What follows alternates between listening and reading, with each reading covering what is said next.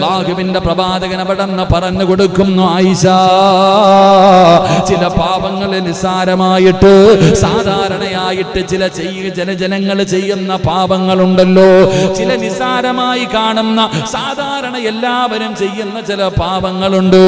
ആ പാപങ്ങൾ നീ നിസ്സാരമായിട്ട് കാണല്ലേ, ആ പാപങ്ങളെ നീ വല്ലാതെ സൂക്ഷിക്കണം. ഈ ചെറിയ ചെറിയ പാപങ്ങളെ നീ വല്ലാതെ സൂക്ഷിക്കണം. അത് അല്ലാഹുവിന്റെ മുന്നിൽ വിചാരണയുള്ളതാണ്.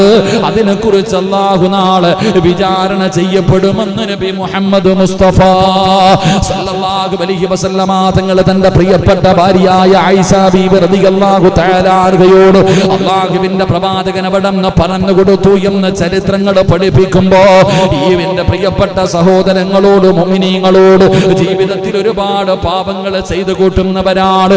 ആ ചെയ്തു പോയ പാപങ്ങളെ കുറിച്ച് എനിക്കോ നിങ്ങൾക്കോ ഒരു കുറ്റബോധമില്ല. അല്ലാഹുവേ, ചെയ്തു പോയല്ലോ എന്നുള്ള ഒരു ബോധമില്ല.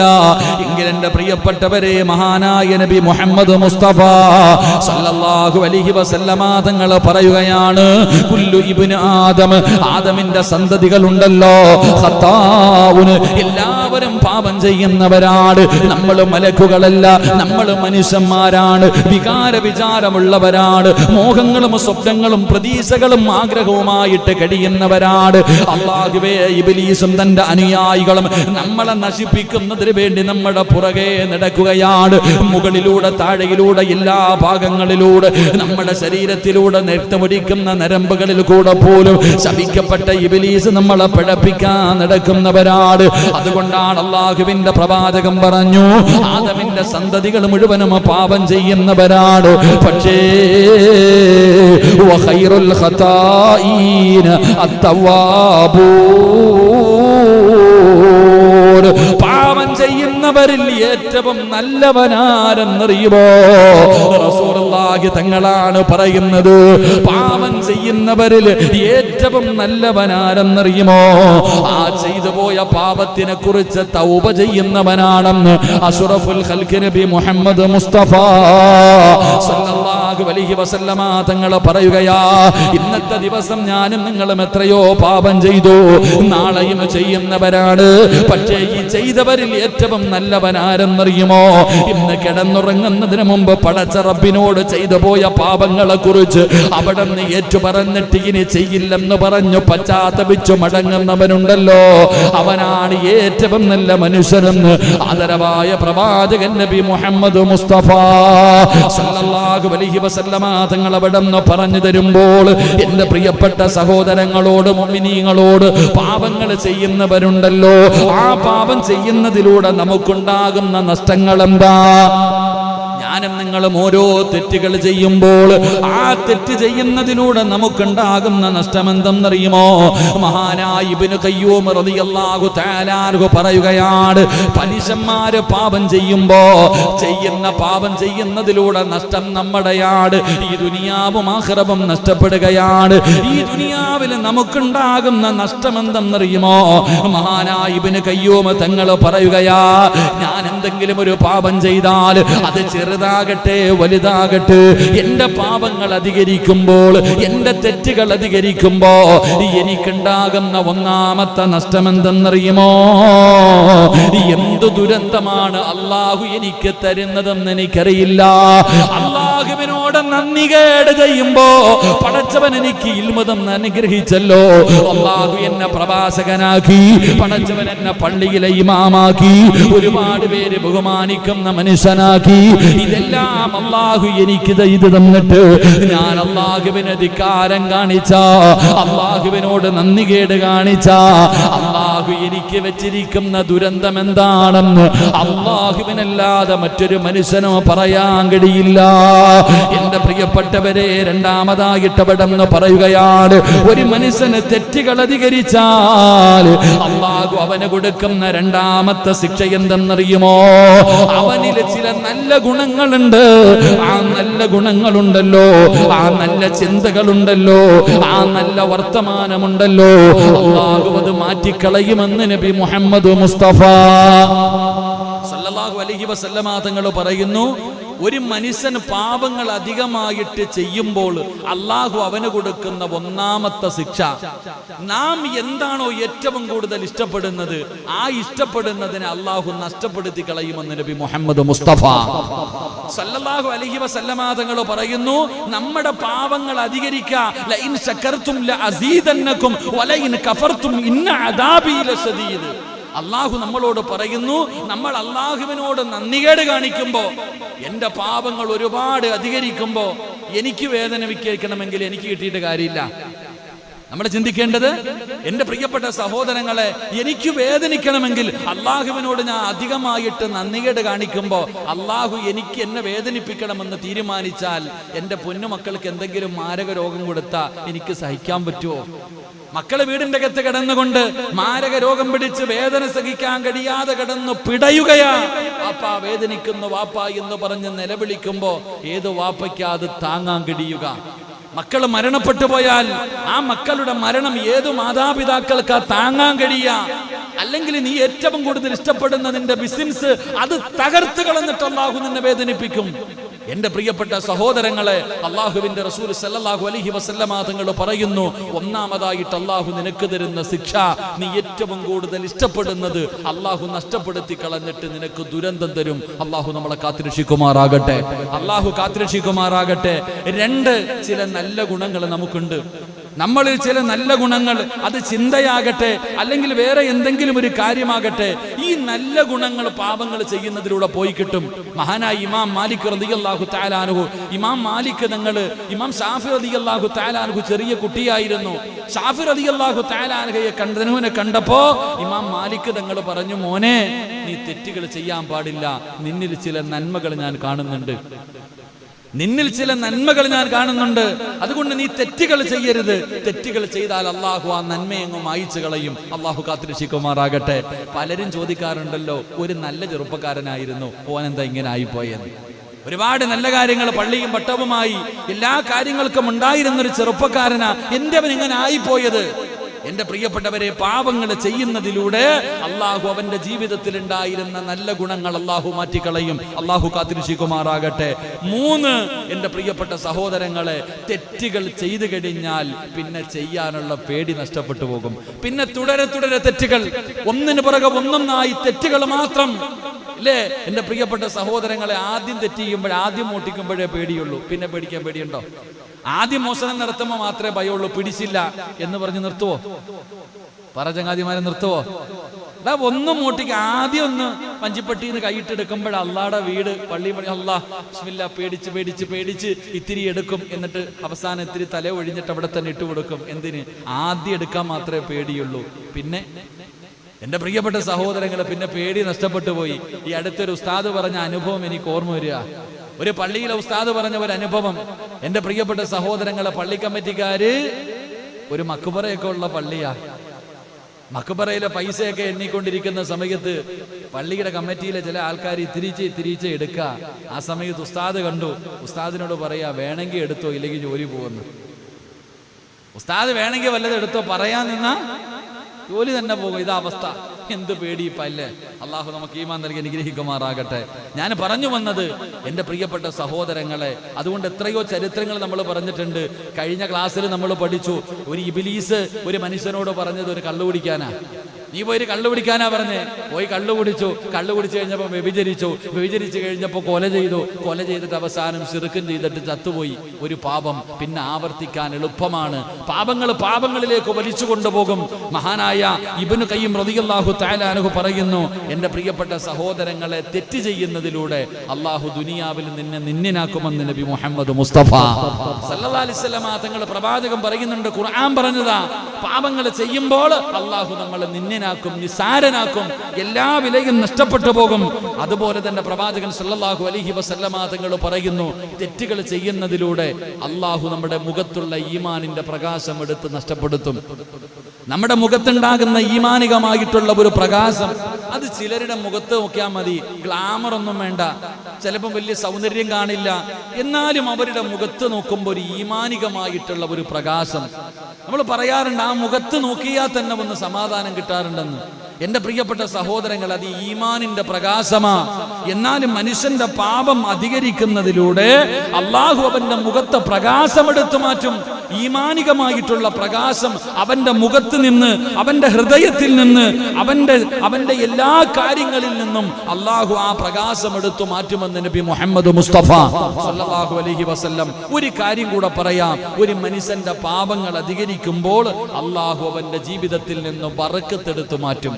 അത് കച്ചവടത്തിൽ, അത് കുടുംബജീവിതത്തിൽ, അത് മക്കളിൽ, അത് ആരോഗ്യത്തിൽ, അത് ആയുസ്സിൽ, അത് വാഹനത്തിൽ, അത് വീട്ടിൽ, അള്ളാഹു കൊടുത്തിരിക്കുന്ന എല്ലാ നന്മകളിൽ നിന്നും അള്ളാഹു ബറക്കത്തെടുത്തു മാറ്റുമെന്ന പ്രവാചകൻ സല്ലല്ലാഹു അലൈഹി വസല്ലമ തങ്ങൾ പഠിപ്പിക്കുമ്പോൾ എന്റെ പ്രിയമുള്ള സഹോദരങ്ങളോട് മുഅ്മിനീങ്ങളോട് പറയാനുള്ളത്, ഞാൻ പറഞ്ഞത് ജീവിതത്തിൽ ചെയ്യുന്ന പാപങ്ങളുണ്ടല്ലോ, ആ പാപങ്ങൾ നിസ്സാരമായിട്ട് കാണേണ്ടവരല്ല. അത് ചെറുതാകട്ടെ വലുതാകട്ടെ, എന്ത് പാപമാണ് ചെയ്യുന്നതെങ്കിലും ആ പാപത്തെ കുറിച്ച് നിങ്ങൾ അള്ളാഹുവിനോട് പശ്ചാത്തപിച്ച് മടങ്ങണേ. നിങ്ങളുടെ ജീവിതത്തിൽ മാറ്റം വരുത്തണേ. നിങ്ങൾ അള്ളാഹുവിനെ ഭയന്നുകൊണ്ട് ജീവിക്കണേ. എന്റെ പ്രിയപ്പെട്ട സഹോദരങ്ങളോട് മുഅ്മിനീങ്ങളോട് ഓരോ രാത്രിയും പടച്ചവനോട് പശ്ചാത്തപിച്ചാതെ കിടന്നുറങ്ങരുത്. കാരണം മരണം എപ്പോഴെവിടെ വെച്ചാണ് കടന്നു വരുന്നതെന്നറിയില്ല. ഇന്ന് രാവിലെ പത്രമെടുത്തു നോക്കുമ്പോൾ പന്തളത്തുള്ള ഒരു പ്രിയപ്പെട്ട സഹോദരൻ കരഞ്ഞുകൊണ്ട് വിളിച്ച, ഉസ്താദ് ഇന്ന് ദുആ ചെയ്യണേ, ഇന്ന് ദുആ ചെയ്യണേ. കാരണം ഉസ്താദിന്റെ വാട്സപ്പ് ഗ്രൂപ്പിലുള്ള ഒരു ചെറുപ്പക്കാരനാ. ഉസ്താദിന്റെ പ്രസംഗം കുടുംബസമേതം കേൾക്കുന്നതാണ്. പടച്ചവനെ ഇന്ന് 6 അടി മണ്ണിന്റെ അകത്താ. എല്ലാവരും അതിന്റെ വീഡിയോ കണ്ടോ? പടച്ചവനെ, ട്രാൻസ്പോർട്ട് ബസിന്റെ മുന്നിലേക്ക് ഒരു കാറ് പോയി പാഞ്ഞു കയറുകയാണ്. ഉറങ്ങിപ്പോയതാകാം, എന്തുമാകാം, അല്ലാഹുവിന്റെ തീരുമാനമാണല്ലോ. പടച്ചവനെ, ഒരു കുടുംബത്തിന്റെ പ്രതീക്ഷ ഭാര്യയും ഭർത്താവും കൂടെ ഒറ്റയടിക്ക്. അതുകൊണ്ടാണ് പടച്ചവനെ പ്രവാചകൻ പറഞ്ഞത്, മഹാന്മാര് പറയുന്നുണ്ട്, ഒരു കുടുംബത്തിലെ എല്ലാവരും ഒരുമിച്ച് ഒരു വാഹനത്തിൽ സഞ്ചരിക്കരുത്. അല്ലാഹു നമുക്ക് ഈമാൻ തരുമാറാകട്ടെ. ഇതേ പറഞ്ഞേ. അതുകൊണ്ട് ആ മഹത്തുക്കൾ പറയുന്നത്, ഒരു കുടുംബത്തിലെ എല്ലാവരും കൂടെ ഒരുമിച്ച് എന്ത് ചെയ്യാൻ പാടില്ല, ഒരു വാഹനത്തിൽ പോകാൻ പാടില്ല. കാരണം എന്തെങ്കിലും സംഭവിച്ചു കഴിഞ്ഞാൽ എല്ലാം പോകും, എല്ലാം പോകും. തന്റെ പ്രിയപ്പെട്ട മകനെ എയർപോർട്ടിൽ കൊണ്ടുപോയി വിട്ടിട്ട് തിരിച്ചു വന്നതാ. അള്ളാഹുവേ, ആ മകൻ പോയതുപോലെ തിരിച്ചു വന്നു. എന്തിന്? ഉപ്പാടെയും ഉമ്മാടെയും മയ്യത്ത് കബറടക്കാൻ. അള്ളാഹു അവരുടെ മണ്ണറ അള്ളാഹു മണിയറയാക്കി കൊടുക്കുമാറാകട്ടെ. അള്ളാഹു അവരുടെ കബറിടം അള്ളാഹു വിശാലമാക്കി കൊടുക്കുമാറാകട്ടെ. ആ കുടുംബത്തിന് അള്ളാഹു സമാധാനം നൽകി അനുഗ്രഹിക്കുമാറാകട്ടെ. അതുകൊണ്ട് എൻ്റെ പ്രിയമുള്ള സഹോദരങ്ങളെ, അള്ളാഹുവിനെ ഭയന്നുകൊണ്ട് ജീവിക്ക്. തഖ്വയുള്ള ഒരു ജീവിതം, തഖ്വയുള്ള ഒരു ജീവിതം. ആ ജീവിതം കൊണ്ട് നമ്മുടെ ദുനിയാവും ആഖിറവും നമുക്ക് രക്ഷപ്പെടുത്താൻ കഴിയോ? അള്ളാഹുവിനെ ഭയന്നുകൊണ്ടൊരു ജീവിതമല്ലാതെ വേറെ ഒരു ജീവിതം കൊണ്ട് ഈ ദുനിയാവും ആഖിറവും നമുക്ക് രക്ഷപ്പെടാൻ കഴിയില്ല. മഹാനായ പ്രവാചകൻ സല്ലല്ലാഹു അലൈഹി വസല്ലമ തങ്ങൾ, മഹാനായ സയ്യിദുനാ അബൂ ഹുറൈറ റളിയല്ലാഹു തആല അൻഹു, അബൂ ഹുറൈറ റളിയല്ലാഹു തആല അൻഹു ഇവിടുന്ന് പറയുകയാണ്, ഒരു സത്യവിശ്വാസിക്ക് ലഭിക്കുന്ന ഏറ്റവും വലിയ അമൂല്യമായ നിധി എന്തെന്നറിയുമോ? ഒരുപാട് പണം കിട്ടലല്ല, ഒരുപാട് സമ്പത്തുണ്ടാകലല്ല, ഒരുപാട് അനുഗ്രഹങ്ങൾ ഉണ്ടാകാറല്ല. ഭാര്യയോ മക്കളോ കൂട്ടുകാരോ കുടുംബക്കാരോ കൊട്ടാരമോ വാഹനമോ ഇതൊന്നുമല്ല. മഹാനായ സയ്യിദുനാ അബൂ ഹുറൈറ റളിയല്ലാഹു തആല അൻഹു, ആ സ്വഹാബിയുടെ ചരിത്രം നമ്മൾ വായിച്ചവരാണ്, ആ സ്വഹാബിയുടെ ചരിത്രം നമ്മൾ പഠിച്ചവരാണ്. ഏത് ഹദീസിന്റെ കിതാബ് എടുത്തു നോക്കിയാലും ഈ സ്വഹാബിയുടെ പേരില്ലാത്ത ഹദീസിന്റെ കിതാബില്ല.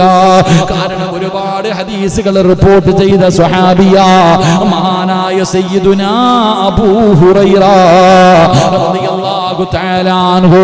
ആ സ്വഹാബിയാണ് പറയുന്നത്, ആ സ്വഹാബിയാണ് പറയുന്നത്, ഒരു സത്യവിശ്വാസിക്ക് അല്ലാഹു കൊടുക്കുന്ന ഏറ്റവും വലിയ നിധി എന്തെന്നറിയുമോ?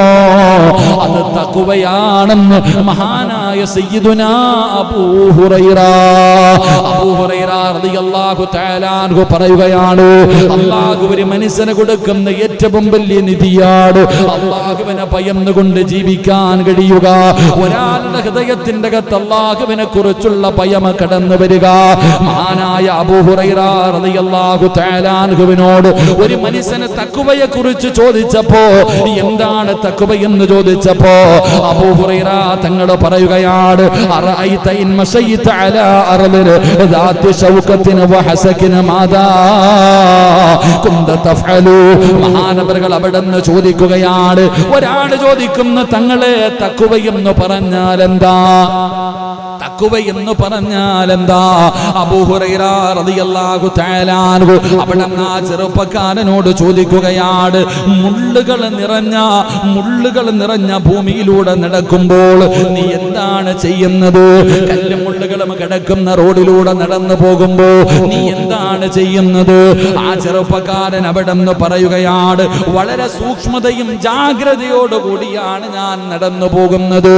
ആ സമയത്ത് മഹാനായ അബൂ ഹുറൈറ റളിയല്ലാഹു തആല അൻഹു പറയുകയാ, അത് റോഡിലൂടെ നടന്നു പോകുന്ന സമയത്ത് മാത്രമല്ല, നിന്റെ ഈ ദുനിയാവിലെ ജീവിതത്തിൽ മുഴുവനും നിന്നെ കണ്ടുകൊണ്ടിരിക്കുന്ന ഒരു റബ്ബുണ്ട്, നിന്നെ വിചാരണ ചെയ്യുന്ന ഒരു റബ്ബുണ്ട്.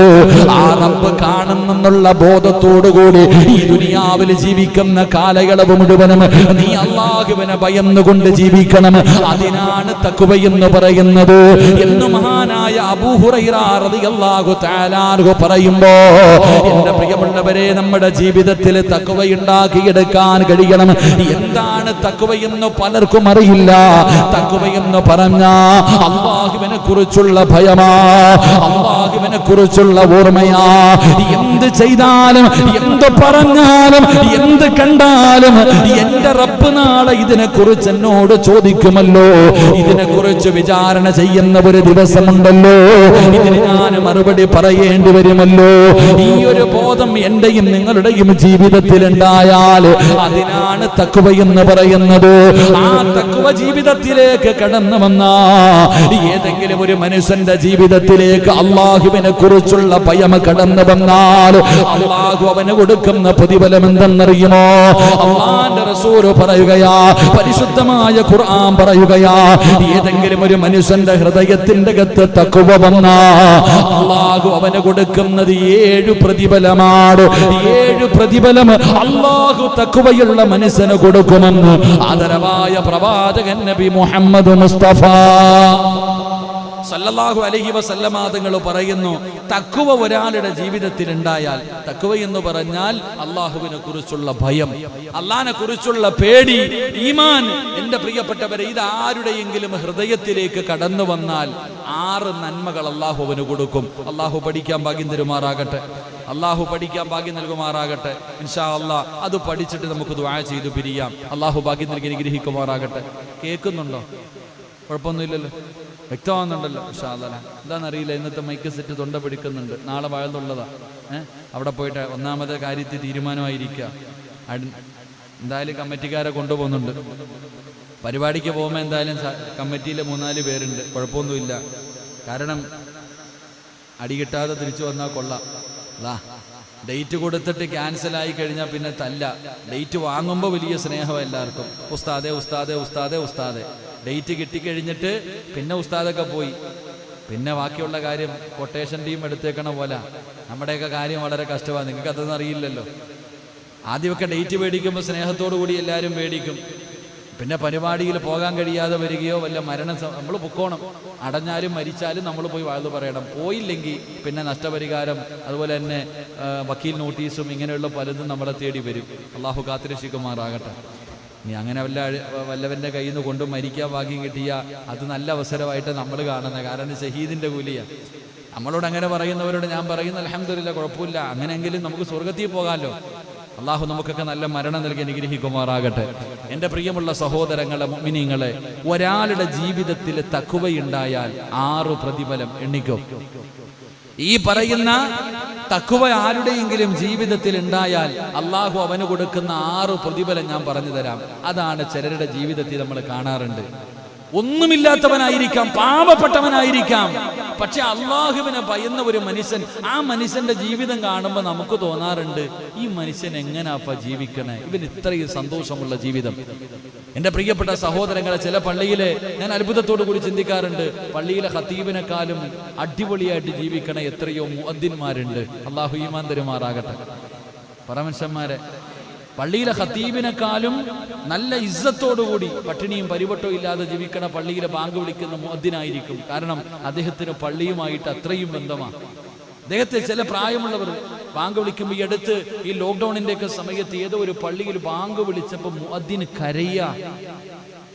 നിങ്ങൾ എല്ലാവരും വീട്ടിൽ നിസ്കരിച്ചോ എന്ന് പറയുന്ന ഒരു അവസരം കേട്ടപ്പോൾ കരഞ്ഞോണ്ട് പറയണേ. അല്ലാഹു സുബ്ഹാനഹു വ തആല അവർക്കൊക്കെ ഈമാൻ നൽകുമാറാകട്ടെ. മുസമ്മിലൊക്കെ നാളെ അവിടെ വെച്ച് കാണുമ്പോൾ നമ്മളെ പരിഗണിച്ചാൽ മതിയായിരുന്നു. കാരണം അള്ളാഹു ഈ ഏറ്റവും കൂടുതൽ പ്രതിഫലവാ. പള്ളിയിലെ ബാങ്ക് വിളിക്കുന്ന മുഅദ്ദിൻ എന്ത് പ്രതിഫലം എന്നറിയോ? ഈ പായിപ്പാടിലെ രാജാവ് മുസമ്മില, പണവും വീടും ഇല്ലെന്നേ ഉള്ളൂ. എന്താ ഷൗക്കണ്ണ ഒരു വല്ലാതിരിക്കുന്നു. മുസമ്മിൽ സ്ഥാനെ സംബന്ധിച്ചിടത്തോളം നാളെ അള്ളാഹുവിന്റെ മുന്നിൽ രാജാവാ. കാരണം ഹാഫിള്, ഒന്ന് ഹാഫിള്, പിന്നെയോ ഈ ബാങ്ക് വിളിക്കണത് മതി ഈ ചങ്ങാതിക്ക് രക്ഷപ്പെടാൻ. ഈ ചങ്ങാതി എന്താ ഇപ്പൊ ചങ്ങാതിമാരെ ബാങ്ക് വിളിക്കണ സമയത്ത് ഈ ശൈത്താൻ ഓടുന്ന എന്തിനാ അറിയോ? ബാങ്ക് വിളിക്കുന്ന സമയത്ത് മാത്രം ഈ പട്ടി കിടന്നിട്ടുള്ളൊരു കൂവലുണ്ട്, ഒരു നിലവിളി കണ്ടിട്ടുണ്ടാ? എന്തേ പട്ടി ആ സമയത്ത് കൂവണേ? എന്തുകൊണ്ടാണ് ബാങ്ക് വിളിക്കുന്ന സമയം ഇബിലീസ് ഓടുന്നത് കണ്ടിട്ടാ ഈ പട്ടി കൂവണേ? ആര്? ശൈത്താൻ ഓടുന്നത് കണ്ടിട്ടല്ലേ ഈ പട്ടി കൂവണേ? നിങ്ങൾ എന്താ വെടികൊണ്ടതുപോലെ ഇരിക്കണേ? ആണോ അല്ലേ? എന്താ ഇപ്പൊ ശൈത്താൻ ഓടണേ? മഹാനായ അബൂ ഹുറൈറ റളിയല്ലാഹു തആല അൻഹു പറയുന്നുണ്ട്, ബാങ്ക് വിളിക്കുന്ന ശബ്ദം ഈ ഭൂമിയിൽ എന്തെല്ലാം വസ്തുക്കൾ കേൾക്കുന്നുണ്ടോ ആ കേൾക്കുന്ന സർവ്വ വസ്തുക്കളും നാളെ അള്ളാഹുവിനോട് പറയും, പടച്ചവനെ മുസമ്മിൽ ബാങ്ക് വിളിക്കുന്നത് ഞാൻ കേട്ടു പടച്ചവനെ. മണ്ണ് പറയും, ഇല പറയും, മൃഗം പറയും, മനുഷ്യൻ പറയും, സർവ്വ ചരാചരങ്ങളും അള്ളാഹുവിനോട് പറയും, ഞാൻ കേട്ടു പടച്ചവനെ, ഈ മനുഷ്യന് നീ പുറത്തു കൊടുക്കല്ല, സ്വർഗം കൊടുക്കണേ അല്ല. ലോകത്ത് ബാങ്ക് വിളിക്കുന്നത് കേൾക്കുന്ന സർവ്വ ചരാചരങ്ങളും പറയും. ഇബിലീസ് എങ്ങാണം ബാങ്ക് വിളിക്കുന്നത് കേട്ടാ അവൻ അള്ളാഹിനോട് പറയണം, മുസമ്മിൽ ബാങ്ക് വിളിക്കുന്നത് ഞാൻ കേട്ടു പടച്ചവനെ സ്വർഗം കൊടുക്കുന്ന പറയേണ്ടി വരും. അതുകൊണ്ടാ ഓൻ ഓടുന്നത്. അള്ളാഹു കാത്തിരക്ഷിക്കുമാറാകട്ടെ. അവന്റെ പുറകിലും ചിലർ ഓടും. കണ്ടിട്ടുണ്ടാ? നിങ്ങൾ കണ്ടിട്ടുണ്ടാ? ശൈത്താൻ ഓടുന്നതിന്റെ തൊട്ടു പുറകിൽ വേറെ കുറച്ച് പേര് ബാങ്ക് വിളിക്കുന്നവർ ഇവിടെയൊക്കെ കാണും. ബാങ്ക് വിളിച്ചു കഴിയുമ്പോൾ പതുക്കെ ഇറങ്ങി അങ്ങോട്ട് പോകും. അള്ളാഹു കാത്തിരക്ഷിക്കുമാറാകട്ടെ. അള്ളാഹു ആ കൂട്ടത്തിൽ നിന്ന് നമ്മൾ കാക്കുമാറാകട്ടെ. എന്റെ പ്രിയമുള്ള സഹോദരങ്ങളെ, മഹാനായ നബി മുഹമ്മദ് മുസ്തഫ സല്ലല്ലാഹു അലൈഹി വസല്ലമ തങ്ങൾ അവിടെന്ന് പറയുകയാണ്, തഖ്വ ജീവിതത്തിലേക്ക് കടന്നു വന്നാൽ, ഏതെങ്കിലും ഒരു മനുഷ്യന്റെ ജീവിതത്തിലേക്ക് തഖ്വ കടന്നു വന്നാൽ ആ മനുഷ്യൻ അല്ലാഹു കൊടുക്കുന്ന ഒന്നാമത്തെ പ്രതിഫലം എന്തെന്നറിയുമോ? അൽ ഹിഫ്ളു മിനൽ അഅദാ. അല്ലാഹു ആ മനുഷ്യന് കൊടുക്കുന്ന ഒന്നാമത്തെ പ്രതിഫലം ശത്രുക്കളിൽ നിന്ന് അല്ലാഹു സംരക്ഷണം കൊടുക്കുമെന്ന് നബി മുഹമ്മദ് മുസ്തഫ സല്ലല്ലാഹു അലൈഹി വസല്ലമ തങ്ങൾ പറയുകയാണ്. അല്ലാഹുവേ, ഒരു മനുഷ്യന്റെ ഹൃദയത്തിന്റെ അകത്തേക്ക് തഖ്വ കടന്നു വന്നാൽ ആ മനുഷ്യൻ അല്ലാഹു കൊടുക്കുന്ന ഒന്നാമത്തെ പ്രതിഫലം, ഈ ലോകത്ത് അവൻ അല്ലാഹുവിനെ അല്ലാതെ മറ്റൊരു മഖ്ലൂഖിനെയും അവന് ഭയപ്പെടില്ല, അവന് പേടിക്കേണ്ട ആവശ്യമില്ല. അവന് വല്ലാത്ത ധൈര്യമാണ്, അവന് വല്ലാത്ത ധൈര്യമാണ്. ഇത് പറഞ്ഞതാരെന്നറിയുമോ? അല്ലാഹുവിന്റെ ഖുർആനാ പറയുന്നത്, വഇൻ തസ്ബിറു വതത്തഖൂ ലാ യദുറുകും കൈദുഹും ശൈആ. പറഞ്ഞത്, ഒരു മനുഷ്യന്റെ ജീവിതത്തിലേക്ക് തഖ്വ കടന്നു വന്നാൽ, ആ തഖ്വ കടന്നു വന്നു കഴിഞ്ഞാൽ ആ മനുഷ്യന് അല്ലാഹു കൊടുക്കുന്ന ഒന്നാമത്തെ പ്രതിഫലം ശത്രുക്കൾക്ക് അവനെ പേടിയാണ്. അതുകൊണ്ടാണ് പടച്ചവന് മഹാനായ സയ്യിദുനാ ഉമർ ഇബ്നുൽ ഖത്താബ് റളിയല്ലാഹു തആല അൻഹു, ആ ഉമർ തങ്ങൾ നടന്നു വരുന്ന വഴിയിലൂടെ ഇബ്ലീസ് പോലും നടന്നു വരില്ലായിരുന്നു. ഇബ്ലീസ് ആരാണ്? അല്ലാഹുവിനോട് ഇബ്ലീസ് അല്ലേ പറഞ്ഞത്, പടച്ചവനെ തകർക്കും തമ്പുരാന്, നശിപ്പിക്കും തമ്പുരാന്, ഈ ആദമിന്റെ സന്തതികളെ മുഴുവനും ഞാൻ പിഴപ്പിക്കും തമ്പുരാന്, ഒരുത്തനെ പോലും ഞാൻ വെറുതെ വിടില്ല തമ്പുരാന് എന്ന് ഇബ്ലീസാണ് അല്ലാഹുവിനോട് പറഞ്ഞത്. ആ ഇബ്ലീസാണ് മഹാനായ ഉമർ തങ്ങളെ കാണുമ്പോ ഓടി ഒളിക്കുന്നത്. ആ ഇബ്ലീസാണ് ഉമർ തങ്ങളെ കണ്ടപ്പോ ഓടി ഒളിച്ചത്. എന്തിന്റെ പേരിലെന്നറിയുമോ? ഉമർ ഇബ്നുൽ ഖത്താബ് തങ്ങളുടെ ഈമാനിന്റെ ബലത്തിന്റെ മുന്നിൽ, ആ തഖ്വയുടെ മുന്നിൽ എന്റെ പ്രിയപ്പെട്ട സഹോദരങ്ങള്, നിങ്ങൾ പഴയ ചരിത്രമെടുത്ത് നോക്ക്.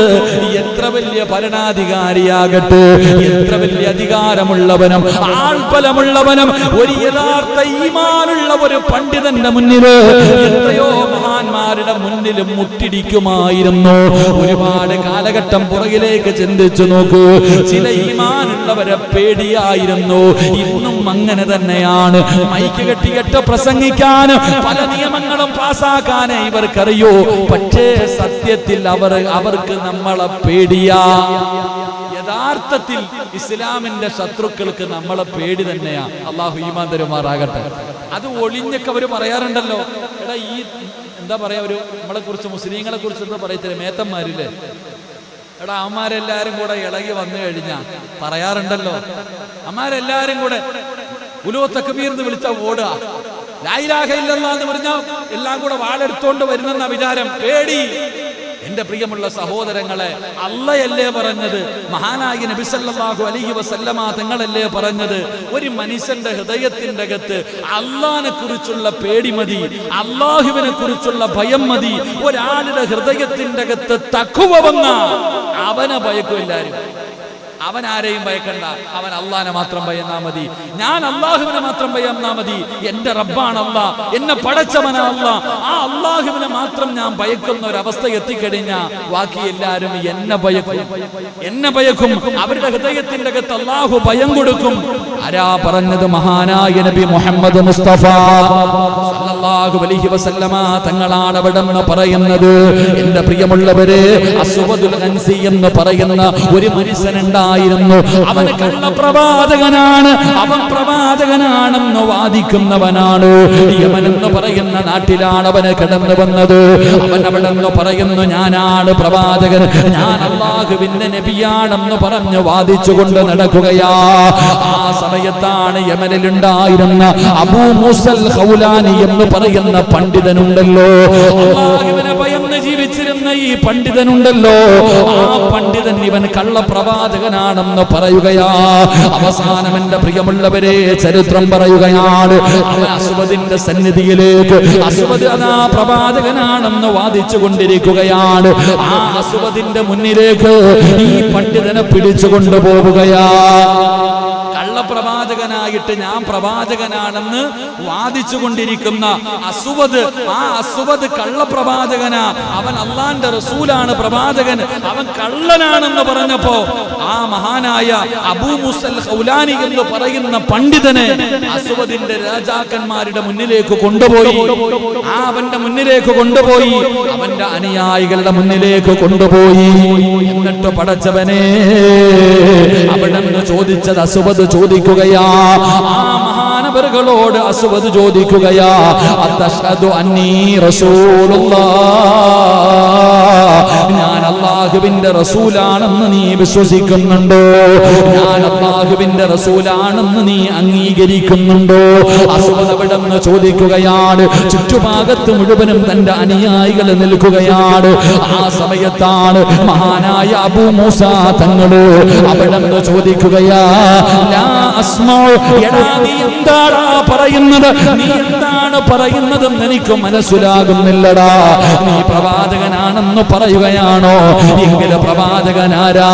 അത്അശ്ഹദു അന്ന മുഹമ്മദുർ റസൂലുള്ളാഹ്. നീ കള്ളനാടാ, നീ കള്ളനാടാ, നീ കള്ളത്തരം പറയുന്നവനാടാ. ആരാ യഥാർത്ഥ പ്രവാചകനെന്നറിയുമോ? മുഹമ്മദുർ റസൂലുള്ളാഹ്. എന്റെ മുത്തുനബിയാടാ, എന്റെ മുത്തുനബിയാടാ, അല്ലാഹുവിന്റെ പ്രവാചകനെന്ന് പറയുമ്പോ അസ്വദിന്റെ അനുയായികൾ വന്ന് പിടിച്ചു കെട്ടുകയാണ്. പഠിപ്പിച്ച കമ്പികൾ തന്റെ ശരീരത്തിലേക്ക് കുത്തിയിറക്കുകയാ. എന്നിട്ട് പറയടാ, അസ്വദാണ് മുസ്തസവദാണ്, ഈ അസ്വദാണ് പ്രവാചകനെന്ന് പറയടാ. അല്ലാഹുവേ, എത്ര ക്രൂരമായ പീഡനങ്ങൾ ചെയ്തു. പഠിപ്പിച്ച കമ്പി തന്റെ ശരീരത്തിലേക്ക് കുത്തിയിറക്കി. അവിടെ നിന്ന് പറഞ്ഞ് എന്നെ കൊന്നാലും ഞാൻ പറയില്ലടാ, നീ കള്ളപ്രവാചകനാണ്.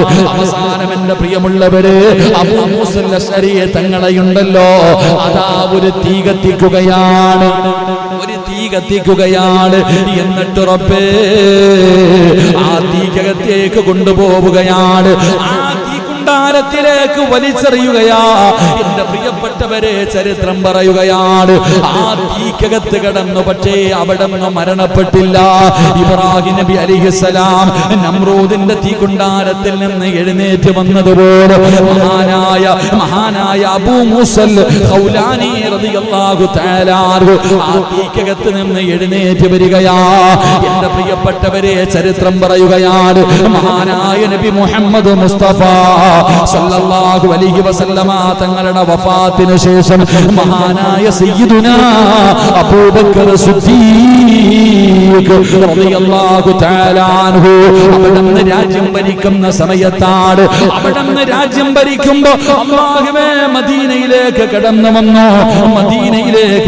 വന്നു മഹാനായ സയ്യിദുനാ ഉമർ ഇബ്നുൽ ഖത്താബ് റളിയല്ലാഹു തആല അൻഹു ഈ മനുഷ്യനെ കാണുമ്പോ അവിടുന്ന് കയ്യിൽ പിടിച്ചിട്ട് ചോദിക്കുകയാണ്, മിമ്മനി റജുലു, നിങ്ങൾ ഏത് നാട്ടുകാരനാണ്? അദ്ദേഹം പറഞ്ഞു, മിൻ അഹ്ലിൽ യമൻ, ഞാൻ യമനിൽ നിന്ന് വരികയാണ്. ഈ മനുഷ്യന് പ്രവാചകൻ സല്ലല്ലാഹു അലൈഹി വസല്ലമ തങ്ങളുടെ വഫാത്തിന് ശേഷം അബൂബക്കർ സിദ്ദീഖ് റളിയല്ലാഹു തആല അൻഹു ഖലീഫയായിരിക്കുമ്പോൾ മക്കത്ത് വന്നപ്പോ ഉമർ റളിയല്ലാഹു തആല അൻഹു ഈ മനുഷ്യനെ കണ്ടപ്പോൾ ചോദിച്ചു, നിങ്ങൾ എവിടെ നിന്ന് വരിക? ആ മനുഷ്യൻ പറഞ്ഞു, ഞാൻ യമനിൽ നിന്ന് വരികയാ. ഉമർ ഇബ്നുൽ ഖത്താബ് റളിയല്ലാഹു തആല അൻഹു യമനിൽ നിന്നാണ് വന്നത് എന്ന് പറഞ്ഞപ്പോ അവിടെ നിന്ന് ചോദിച്ച ചോദ്യം, മാ ഹാലുല്ലദി അഹറഖുൽ കദ്ദാബു ബിന്നാർ. അവിടെ നിന്ന് ചോദിച്ച ചോദ്യം, കള്ളനായ അസ്വദ് തീയിലിട്ട് കരിക്കാൻ ശ്രമിച്ച ആ മഹാന്റെ നാട്ടിൽ നിന്നാണ് വരണേ. ഉമർ ഇബ്നുൽ ഖത്താബ് റളിയല്ലാഹു തആല അൻഹു ചോദിക്കുകയാ, കള്ളനായ കള്ളപ്രവാചകനെന്ന് വാദിച്ച അസ്വദ്, ആ അസ്വദിന് എതിരെ സംസാരിച്ച ആ മനുഷ്യനെ തീക്കുണ്ടാരത്തിലേക്ക് വലിച്ചെറിഞ്ഞു. അവരുടെ നാട്ടിൽ നിന്നാണോ നിങ്ങൾ വരണേ? എന്റെ പ്രിയമുള്ള സഹോദരങ്ങൾ, അദ്ദേഹം പറഞ്ഞു, ദാലിക അബ്ദുല്ലാഹി ഇബ്നു സൗബിൻ. അവിടെ നിന്ന് പറഞ്ഞു കൊടുത്തു, അത് അബ്ദുല്ലാഹി ഇബ്നു സൗബ എന്ന് പറയുന്ന ആളാണ്. മഹാനായ ഉമർ ഇബ്നുൽ ഖത്താബ് റളിയല്ലാഹു തആല അൻഹു ഈ മനുഷ്യന്റെ പരുങ്ങല് കണ്ടിട്ട്, അങ്ങനെയാണല്ലോ മഹാന്മാര്, അവര് പറയാറില്ല, അതങ്ങനെ പറയാറില്ല. ഞാനിപ്പോ തന്നെ മുത്തുപ്പേട്ടയിൽ പോയപ്പോ ഒരു വലിയ മഹാനെ കണ്ടു. 24 മണിക്കൂറും ദിക്ർ, രാവിലെ സുബഹി മുതൽ ഇങ്ങനെ ദിക്ർ തന്നെ പറഞ്ഞുകൊണ്ടിരിക്കുക. ആ മനുഷ്യന്റെ അടുക്ക പോയിട്ട് ഞാൻ പറഞ്ഞു, ഒന്ന് ദുആ ചെയ്യണേന്ന്. എന്നെ ഓടിക്കുക. കാരണം അങ്ങനെ യഥാർത്ഥത്തിൽ മഹാന്മാരങ്ങനെ അവരുടെ കാര്യങ്ങൾ അവർ വലിയവരാ, നമ്മളെ പോലെ ഫ്ലെക്സ് ഒന്നും വെക്കൂല. അവരങ്ങനെ പല കാര്യങ്ങൾ. ഉമർ ഇബ്നുൽ ഖത്താബ് റളിയല്ലാഹു തആല അൻഹു ചോദിച്ചു, ആ തീക്കകത്തിട്ട് കരിച്ച കള്ളപ്രവാചകനെതിരെ പ്രവർത്തിച്ചതിന്റെ പേരിൽ തീക്കകത്തിട്ട് കരിച്ച ആളുടെ നാട്ടിൽ നിന്നാണോ നിങ്ങൾ വരണേ? അപ്പൊ പറഞ്ഞു, അതെ, അത് ആ മനുഷ്യൻ പറയുകയാ, അദ്ദേഹത്തിന്റെ പേര് ദാലിക അബ്ദുല്ലാഹി ഇബ്നു സൗബ് എന്നാണ് അദ്ദേഹത്തിന്റെ പേര്. അപ്പൊ ആ ഉമർ ഇബ്നുൽ ഖത്താബ് റളിയല്ലാഹു തആല അൻഹു ചോദിച്ചു, നിങ്ങളാണോ ആ മനുഷ്യൻ? അവിടെ നിന്ന് ചോദിച്ചു, അൻഷുദുക ബില്ലാഹി അൻത ഹുവ. അല്ലാഹുവിനെ മുൻനിർത്തിയിട്ട് ഞാൻ ചോദിക്കാം, ആ മനുഷ്യൻ നിങ്ങളാണോ? ആ അല്ലാഹുവിനെ മുൻനിർത്തിയിട്ട് ഞാൻ ചോദിക്കുകയാ, ആ അസ്വദ് തീക്കകത്തിട്ട് കരിച്ച മനുഷ്യൻ നിങ്ങളാണോ? അല്ലാഹുവിനെ മുൻനിർത്തിയിട്ട് ചോദിക്കുമ്പോൾ അവസാനം ആ മനുഷ്യൻ പറയുന്നു, ഞാനാണ്. അല്ലാഹുവേ, മഹാനായ സയ്യിദുനാ ഉമർ ഇബ്നുൽ ഖത്താബ് റളിയല്ലാഹു തആല അൻഹു അവിടുന്ന് കയ്യിൽ പിടിക്കുകയാണ്. ആ മനുഷ്യന്റെ കയ്യിൽ പിടിച്ചിട്ട് മഹാനായ സയ്യിദുനാ അബൂബക്കർ സിദ്ദീഖ് റളിയല്ലാഹു തആല അൻഹു അബൂബക്കർ സിദ്ദീഖ് തങ്ങളുടെ മുന്നിലേക്ക് കൂട്ടിക്കൊണ്ടുപോവുകയാണ്. പടച്ചവനെ കണ്ട ഉടനെ അബൂബക്കർ തങ്ങൾ എഴുന്നേറ്റ് കെട്ടിപ്പിടിക്കുകയാ, അവിടുന്ന് ബഹുമാനിക്കുകയാ, അവിടുന്ന് ആദരിക്കുകയാണ്. എന്നിട്ട് പടച്ചവനെ ഉമർ ഇബ്നുൽ ഖത്താബ് തങ്ങളും അബൂബക്കർ സിദ്ദീഖ് തങ്ങളും രണ്ടുപേരും കൂടെ ചോദിച്ച ചോദ്യം എന്തെന്നറിയുമോ? ഇത്രയും വലിയ പദവിയിലെത്താൻ, ഇത്രയും വലിയ ഒരു സ്ഥാനത്തെത്താൻ പച്ചയിറച്ചി പഠിപ്പിച്ച കമ്പിതന്റെ ശരീരത്തിലേക്ക് കുത്തിയിറക്കിയിട്ട് പച്ചയിറച്ചി കുത്തിയെടുത്തപ്പോഴും നിങ്ങൾ പിടിച്ചു നിന്നല്ലോ, തീക്കകത്തിട്ട് കരിച്ചപ്പോഴും നിങ്ങൾ പിടിച്ചു നിന്നല്ലോ. ഇത്രയും വലിയ ഒരു ധൈര്യം വരാൻ, ഇത്രയും വലിയ ഒരു ഈമാൻ വരാൻ നിങ്ങളുടെ ജീവിതത്തിൽ എന്ത് സൽക്കർമ്മമാണ് നിങ്ങൾ ചെയ്യുന്നത്? അല്ലാഹുവേ, അബൂബക്കർ തങ്ങളും ഉമർ ഇബ്നുൽ ഖത്താബ് തങ്ങളും അവിടെന്ന് ചോദിച്ചപ്പോ അവിടെന്ന് പറഞ്ഞ മറുപടി എന്തെന്നറിയുമോ?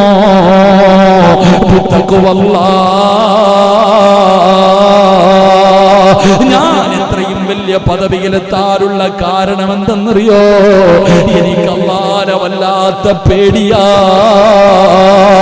എനിക്ക് അല്ലാഹുവിനെ വല്ലാത്ത ഭയമാ, എന്റെ ഹൃദയത്തിൽ തഖ്വയുള്ളത് കൊണ്ടാ. ഉമർ ഇബ്നുൽ ഖത്താബ് റളിയല്ലാഹു തആല അൻഹുവിന്റെ കണ്ണ് നിറയുകയാണ്. ഉമർ ഇബ്നുൽ ഖത്താബ് തങ്ങളുടെ കണ്ണ് നിറയുകയാണ്. പറഞ്ഞ മറുപടി എന്തെന്നറിയുമോ? അൽഹംദുലില്ലാഹില്ലദീ ലം യുംതിനി ഹത്താ അറാനി ഫീ ഉമ്മത്തി മുഹമ്മദിൻ സ്വല്ലല്ലാഹു അലൈഹി വസല്ലം മൻ ഫുഇല ബിഹി കമാ ഫുഇല ബി ഇബ്രാഹിം ഖലീലിർ റഹ്മാൻ.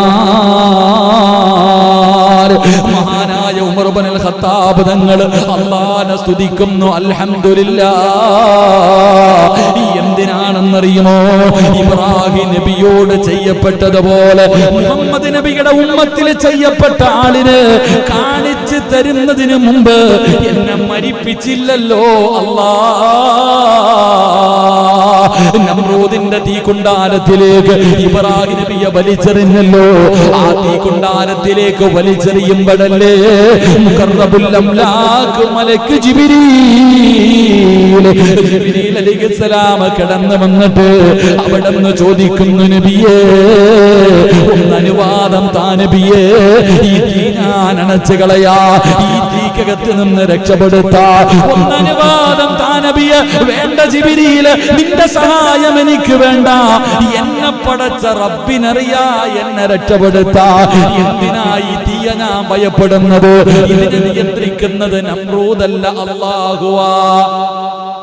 നബി പറഞ്ഞ മറുപടി, ഈ കാണുന്ന തീയ നിയന്ത്രിക്കുന്നവൻ എന്റെ റബ്ബല്ലേ, എന്റെ റബ്ബല്ലേ, പിന്നെ എന്തിനാ ഞാൻ ഭയപ്പെടുന്നത്? തഖ്വ ജീവിതത്തിൽ കടന്നു വന്ന അല്ലാഹനെ അല്ലാതെ പിന്നെ ആരെ പേടിക്കാനാ? എന്റെ പ്രിയപ്പെട്ടവരെ, കുല്യാനാറുകൂനി ബർദം വസലാമൻ അലാ ഇബ്രാഹിം.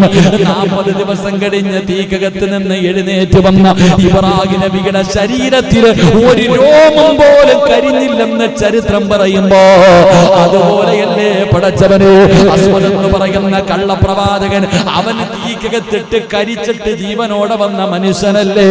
അല്ലാഹുവേ, മരിക്കുന്നതിന് മുമ്പ് ഇങ്ങനെ ഒരു മനുഷ്യനെ കാണാൻ എനിക്ക് ഭാഗ്യം തന്നല്ലോ, അൽഹംദുലില്ലാഹ് എന്ന് ഉമർ ഇബ്നുൽ ഖത്താബ് തങ്ങളെ പോലെ പറഞ്ഞെന്ന് ചരിത്രം പറയുമ്പോ, എന്റെ പ്രിയപ്പെട്ടവര്, തന്റെ അനുയായികൾ മുഴുവനും ചുറ്റുഭാഗത്ത് നിൽക്കുമ്പോ അസ്വദ് എന്ന് പറയുന്ന കള്ളപ്രവാചകൻ, ഞാനാണ് പ്രവാചകൻ എന്ന് പറയടാ എന്ന് പറഞ്ഞപ്പോ അവന്മാരുടെ മുന്നിൽ നെഞ്ചു വിരിച്ചു കൊണ്ട് നിന്നിട്ട്, എടാ നീ കള്ളനാടാ, നീ കള്ളപ്രവാചകനാടാ, യഥാർത്ഥത്തിൽ പ്രവാചകൻ ആരെന്നറിയുമോ? മുഹമ്മദ് റസൂലുള്ളാഹ്, അതെന്റെ മുത്തുനബിയാടാ എന്ന് പറയാനുള്ള ധൈര്യം എവിടെ നിന്ന് കിട്ടിയതെന്നറിയുമോ? അല്ലാഹുവിന്റെ ഖുർആനാ പറഞ്ഞത്, വഇൻ തസ്ബിറൂ വതത്തഖൂ ലാ യദുറുകും കൈദുഹും ശൈആ. എന്റെ പ്രിയപ്പെട്ടവരെ, ഒരാളുടെ ജീവിതത്തിലേക്ക് തഖ്വ കടന്നു വന്നാൽ എല്ലാ ശത്രുക്കളും അവനെ അല്ലാഹു ഭയപ്പെടുകയാണ്, എല്ലാ ശത്രുക്കളും അവനെ ഭയപ്പെടുമെന്ന് മഹാനായ നബി മുഹമ്മദ് മുസ്തഫ. മഹാനായ നബി മുഹമ്മദ് മുസ്തഫ.